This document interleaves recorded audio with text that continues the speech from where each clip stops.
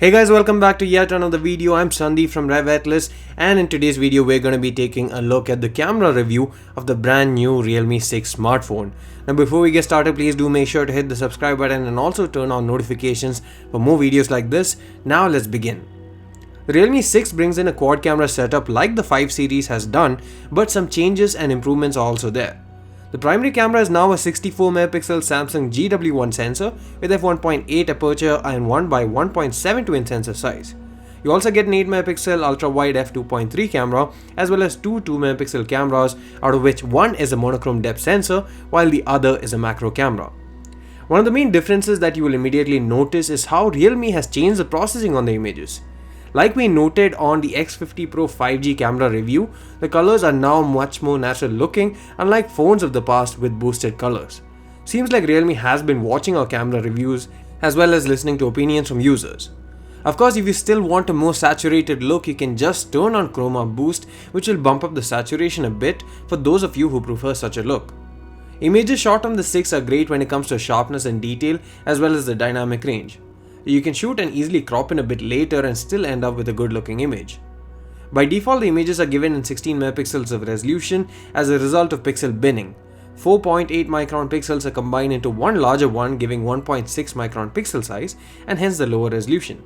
But if you want, you can also shoot in 64MP resolution, and the file sizes are quite a bit larger at around 3 times the size of the regular 16MP pixel bin images. Usually there is more detail on the pixel bin photos, but in the case of older Realme phones it was the other way around, where the 64MP photos actually carried more detail and sharpness compared to 16MP ones. But we're happy to know that in case of the 6, this has now become the norm, where the pixel bin photos carry better sharpness and detail. There is of course more noise on the 64MP shots, and considering that you get larger file sizes and no real benefits in terms of sharpness, it's best to stick to 16MP. One other thing we notice is that in the 64MP mode, the phone has a problem focusing in terms of the minimum focusing distance as well as taking longer to lock focus correctly. In terms of low light performance, I can see that a lot of changes have been made to the processing and overall image quality. Images are pretty good even in low light conditions with very good exposure, sharpness and minimal shakes. Noise is of course there and is quite apparent when you pixel peep, but using night mode will help reduce that to a large extent at the cost of some smoothing. Still, we can say that Realme has made good progress in low light conditions, and extreme low light where the light is close to nil isn't still very good, but again here the results are better than what we have seen before from the brand. Portrait mode is good in terms of the blur applied as well as the sharpness on the portion in focus. This again was an area where on previous Realme phones you saw an inherent softness on the desired portion in focus, but they've corrected that to a large extent. The edge detection too is much improved, and while it still isn't perfect, it still does very well. There isn't any optical zoom or telephoto lens, but you still get the option to do 2x, 5x and even up to 10x digital zoom. While the 5x and 10x aren't very good and most of you would not use it, the 2x is certainly usable, and if you're thinking why you would use this 2x zoom as opposed to just shooting at 1x and cropping in later, well then that's because there is better sharpness and detail while shooting directly at 2x as opposed to cropping in later. There's slightly more noise, but if you're still absolutely sure of needing that 2x shot, go for it and shoot at 2x, or rather shoot in both 1x and 2x so that you can choose which image to use later on. The ultra-wide angle camera helps to capture a more dramatic field of view compared to the regular camera. The images are of course much softer and aren't as detailed.